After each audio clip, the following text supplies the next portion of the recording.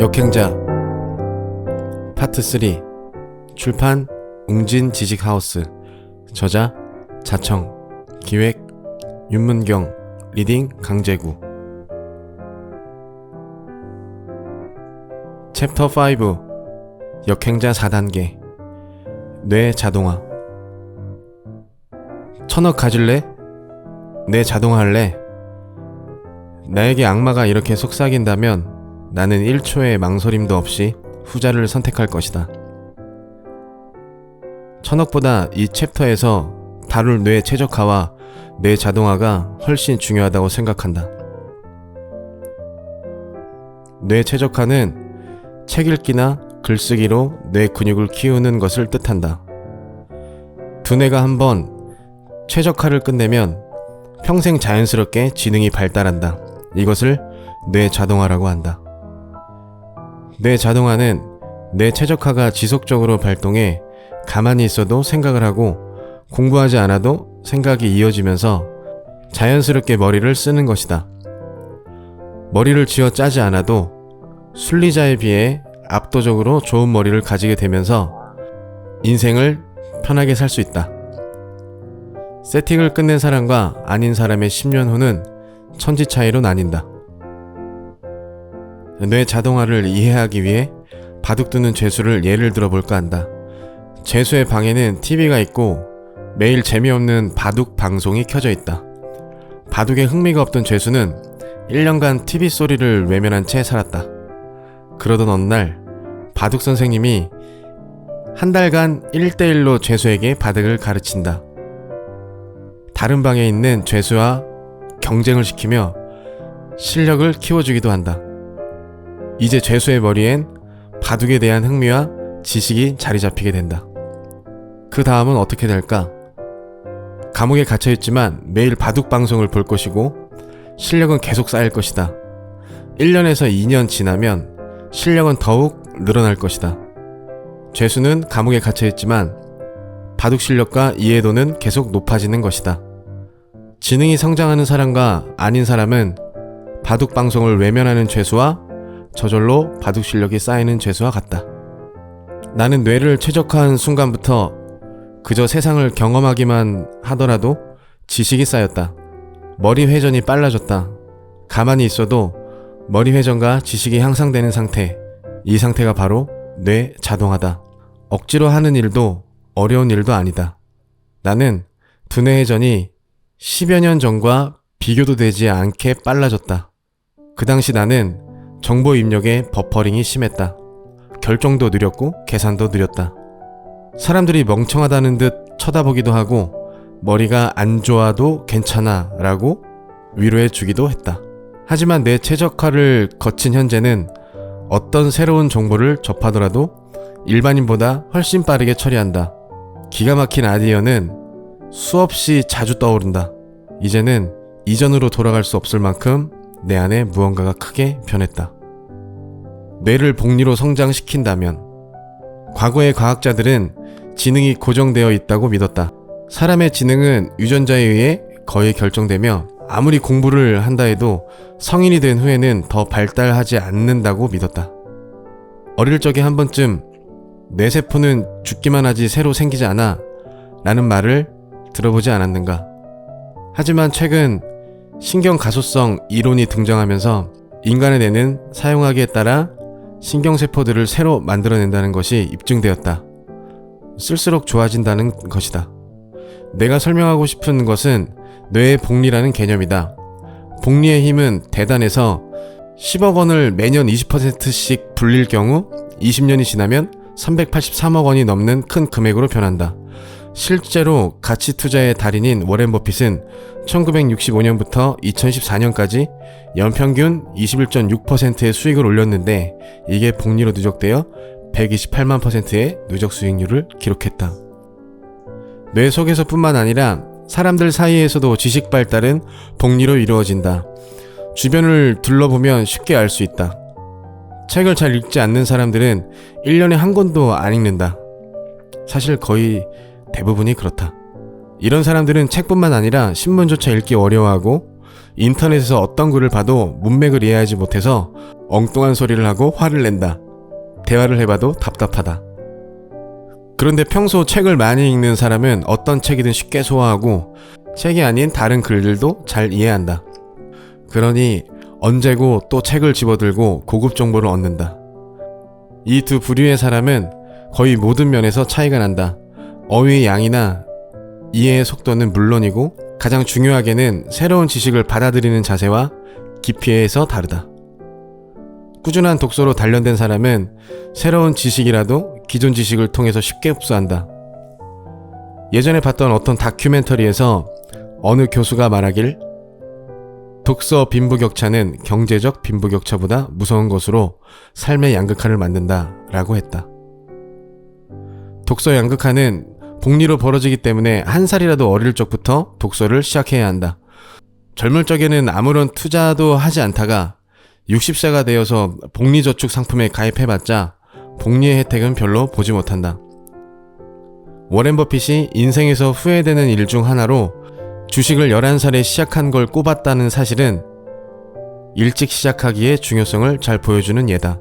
사실 나도 중고등학교 때 게임만 했던 것이 너무 아쉽다. 21살이 아니라 10년만, 아니 5년만 더 일찍 독서를 시작했더라면 지금과는 비교도 할 수 없는 성취를 거뒀을 것이기 때문이다. 뇌 최적화 1단계 22 전략. 몸의 코어 근육을 발달시키는 사람은 어떤 스포츠든 잘할 수 있다. 이들은 새로운 스포츠를 배울 때 남들보다 10배 이상 빠르게 기술을 습득하며 놀라운 퍼포먼스를 보여준다. 마찬가지로 뇌의 코어를 단련해두면 뭐든 잘할 수 있다. 근육을 단련하듯이 두뇌도 단련할 수 있다. 하지만 대부분의 사람들이 근육 단련에 실패하며 두뇌 또한 단련하는 방법을 몰라 포기해버린다. 비교해보면 둘은 상당히 비슷한 점이 있다. 일단 근육을 단련하는 방법은 매우 간단하다. 첫 번째, 한 번에 8회 정도 들 수 있는 중량을 3세트 반복하면 된다. 8회를 들었다 놨다 한 후에 2분 쉬는 걸 3번 반복하는 3세트 운동이 필요하다. 그러고 나서 두 번째, 단백질을 먹고 세 번째, 48시간에서 72시간을 쉬어주면 된다.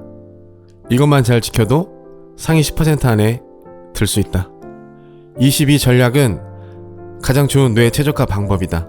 뇌를 성장시키기 위해선 책 읽기와 글쓰기가 가장 효율적인 방법이다. 이 이상의 방법은 없다고 단언한다. 22 전략이란 게 별게 아니다. 2년간 매일 2시간씩 책을 읽고 글을 쓰는 걸 말한다. 인생을 바꾸는 방법은 간단하다. 의사결정력을 높이면 된다. 인생이라는 미로에서 남들은 막다른 길로 갈 때 나는 출구를 향해 길을 고르면 된다. 책 읽기와 글쓰기는 의사결정력, 창의력, 메타인지 등을 직접적으로 발달시키기 때문이다. 우리는 어떤 행위를 할 때 뇌의 일부만 사용한다. 유튜브를 볼 때, 스릴러 영화를 볼 때, 여행이나 데이트, 운동을 할 때 각각 다른 영역의 뇌를 사용한다. 하지만 책은 거의 모든 뇌 영역을 활성화해 뇌세포를 증가시키고 지능을 상승시킨다. 우리가 독서를 할 땐 그냥 글자만 읽는 게 아니라 그 내용을 머릿속에서 시뮬레이션 하는데 뇌는 실제 경험과 이 시뮬레이션을 구분하지 못한다. 그래서 독서는 간접 경험이 아니라 직접 경험에 가깝다. 실제로 독서는 시각 정보를 담당하는 후두엽, 언어인지 능력 영역인 축두엽, 기억력과 사고 등을 담당하는 전두엽과 좌뇌를 활성화한다. 책 내용에 따라선 감정과 운동 관장하는 영역까지 활성화한다. 즉, 뇌 전체를 사용하게 하는 것이다. 독서를 하게 되면 다양한 뇌의 영역이 서로 정보를 주고받으면서 활성화되고 뇌세포의 증가로 뇌 신경망이 촘촘해진다.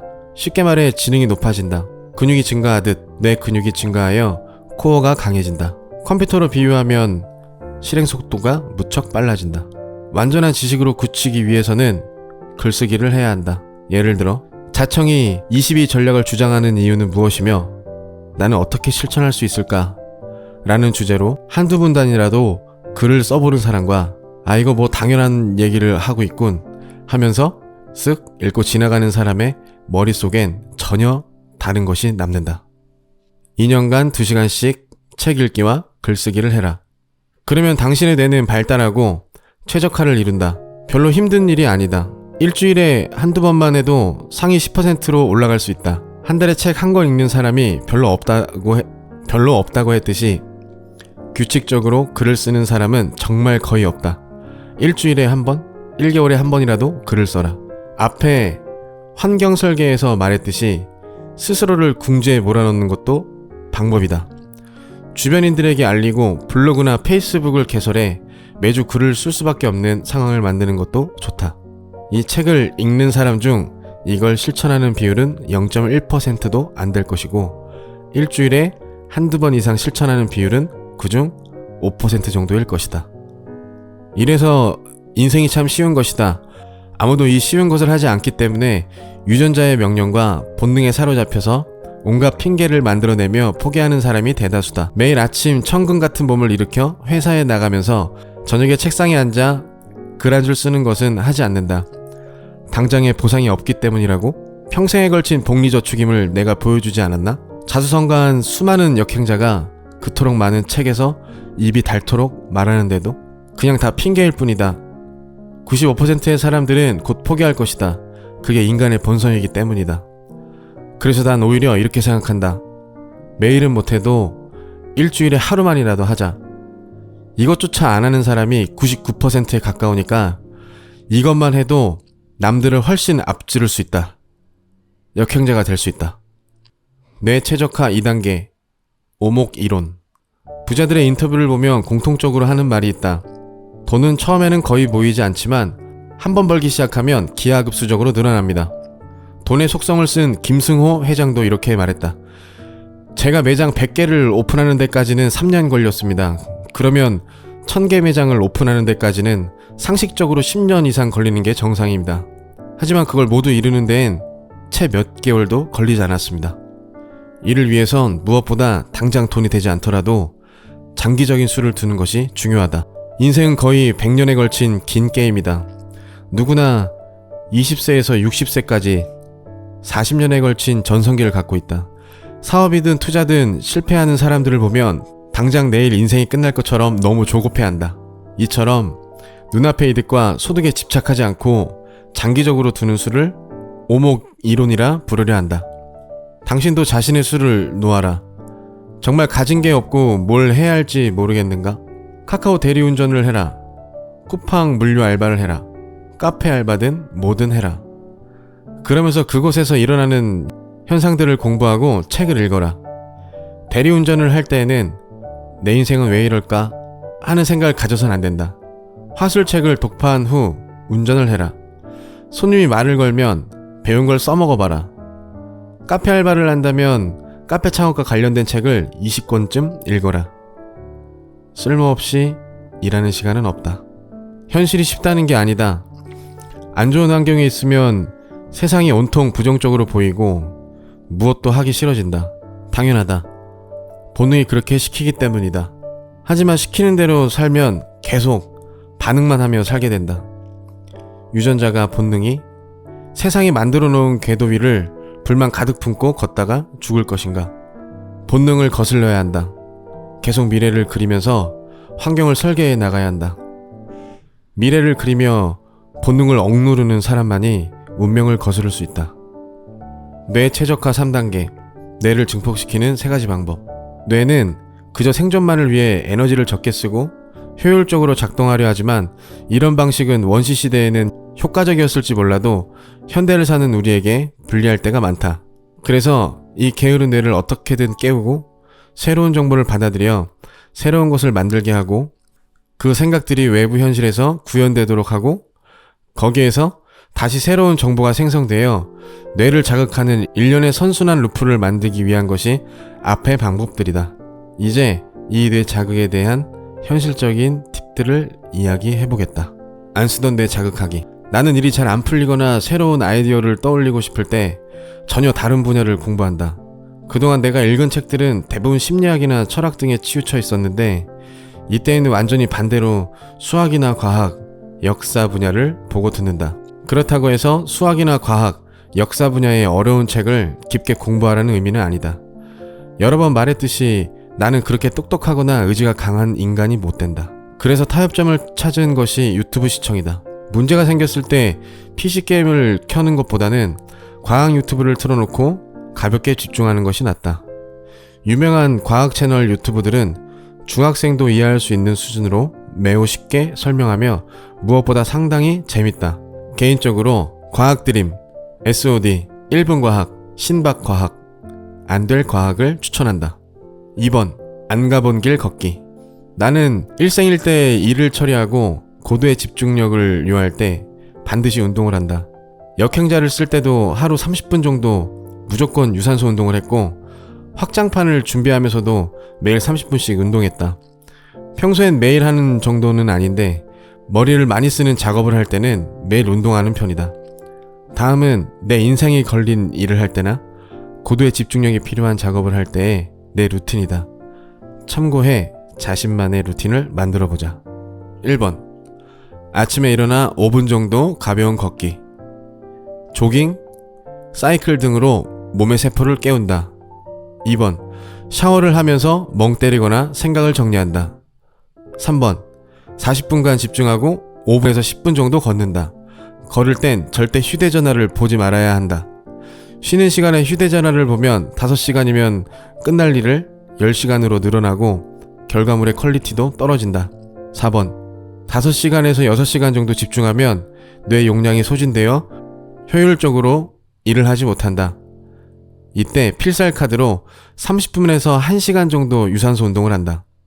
배드민턴이나 테니스, 축구 연습 등 혼자 하는 스포츠도 매우 좋다. 5번, 샤워하여 몸을 릴렉스 시킨다. 집중력은 초기화되어 최상의 컨디션으로 회복된다. 6번, 40분간 일하고 바깥 바람을 쐬거나 스트레칭을 한다. 7번, 일과를 마치면 보상을 줘야 한다. 유튜브를 봐도 좋고 먹고 싶은 걸 마음껏 먹어도 좋고 뭘 해도 좋다. 도파민으로 보상해줘야 한다. 그래야 다음날 일할 때도 일 다 끝나면 즐거움이 기다리고 있어 라는 무의식적 생각에 더 집중이 잘 된다. 3번, 충분한 수면. 앞에서 근육 운동과 뇌 자극이 비슷하다고 했다. 헬스클럽에 처음 온 초보들이 많이 하는 실수가 먹는 것을 소홀히 하면서 운동만 잔뜩 하는 것이다.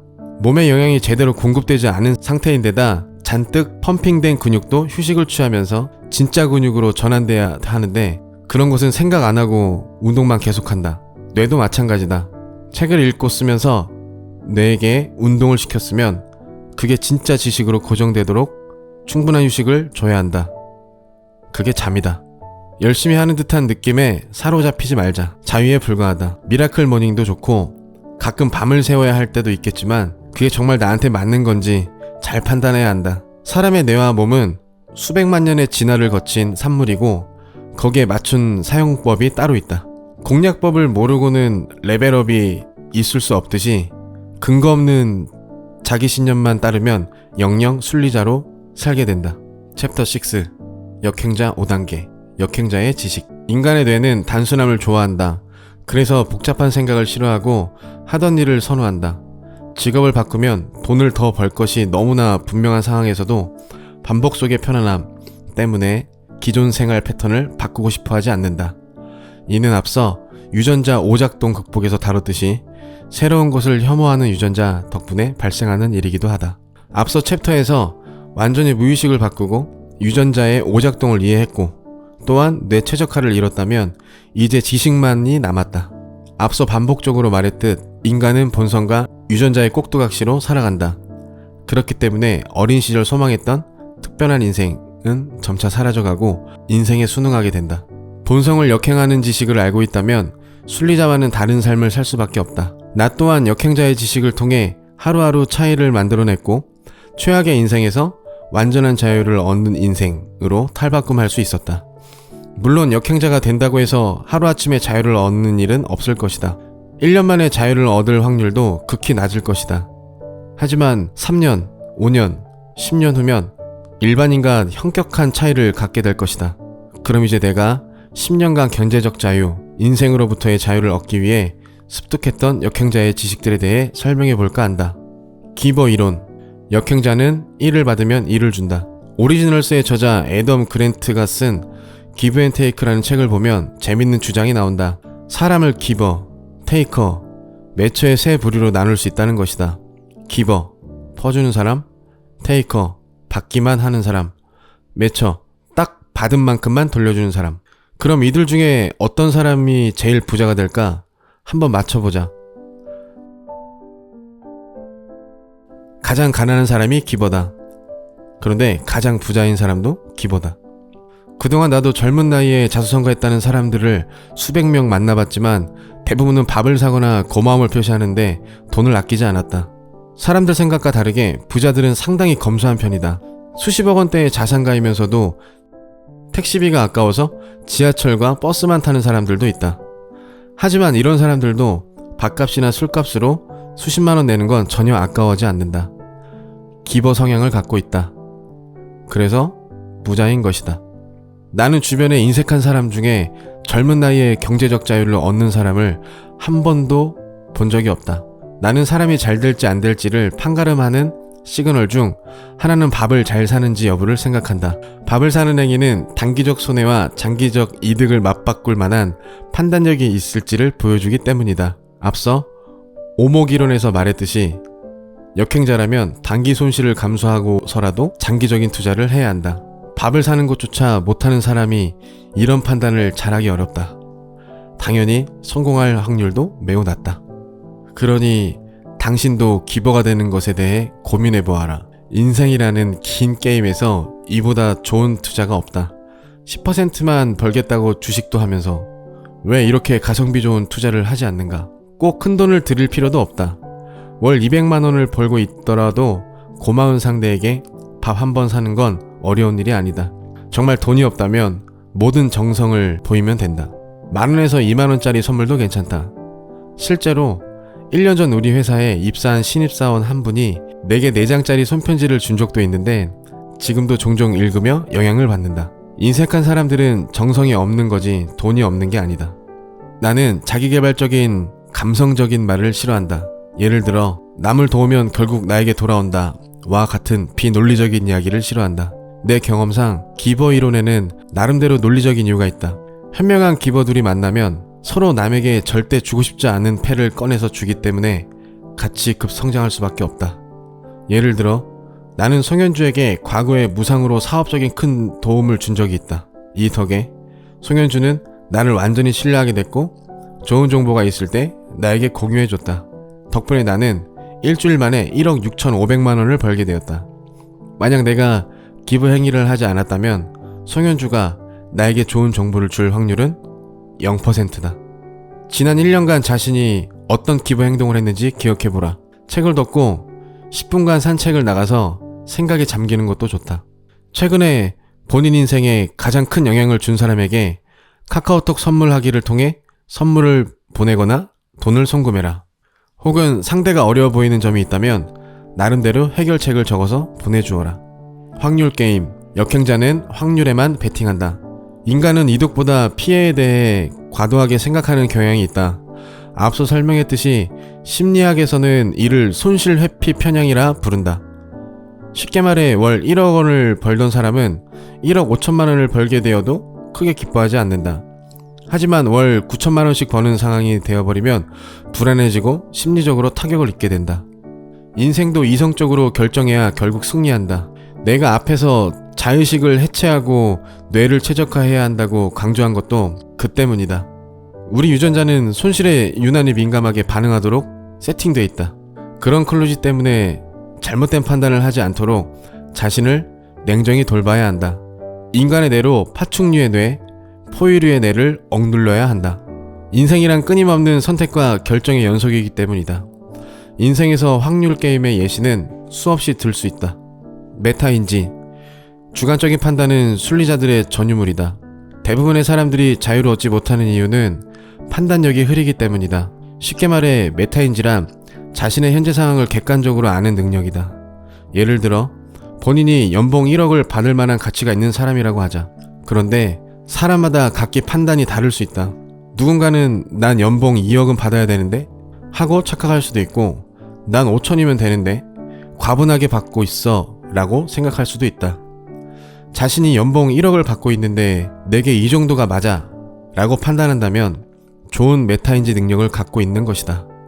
이렇게 자신에 대해 객관적으로 판단할 수 있는 능력, 이걸 메타인지라고 부른다. 메타인지력을 높이는 또 하나의 방법은 실행이다.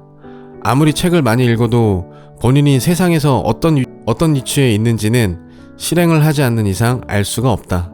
책을 읽다 보면 근거 없는 자신감이 생겨나기도 한다. 이 정도 지식을 아는 사람은 나밖에 없어. 같은 망상이 만드는 것이다. 책만 수천 권 읽는 헛똑똑이들이 탄생하는 이유다. 책을 읽으면 지식이 많아지고 생각이 깊어지기는 하지만 현실적인 판단이 바로 높아지지는 않는다. 그래서 실행을 통해 자신의 판단이 맞는지 가설 검증을 해봐야 한다. 그냥 머릿속으로만 자신만만해 하지 말고 구체적인 목표를 세운 다음 실행해봐라. 시험에 100% 합격할 거라고 장담했는데 실패했다면 시험 준비 과정에서 뭐가 잘못됐는지 점검하면 된다.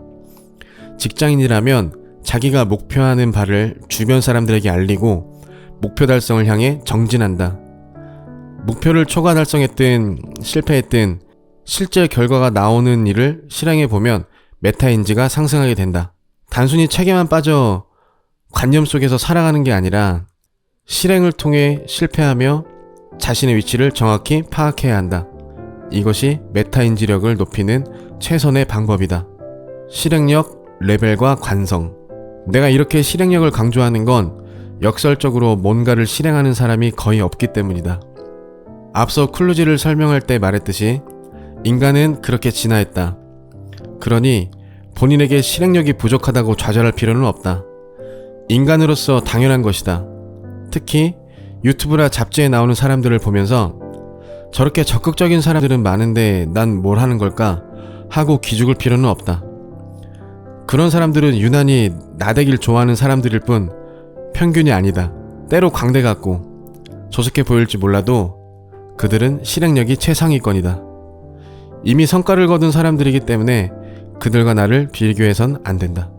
100명 중 99명은 돈에 의해 혹은 누군가의 감시와 처벌 때문에 움직인다. 본능과 유전자의 명령대로만 살아가기 때문이다.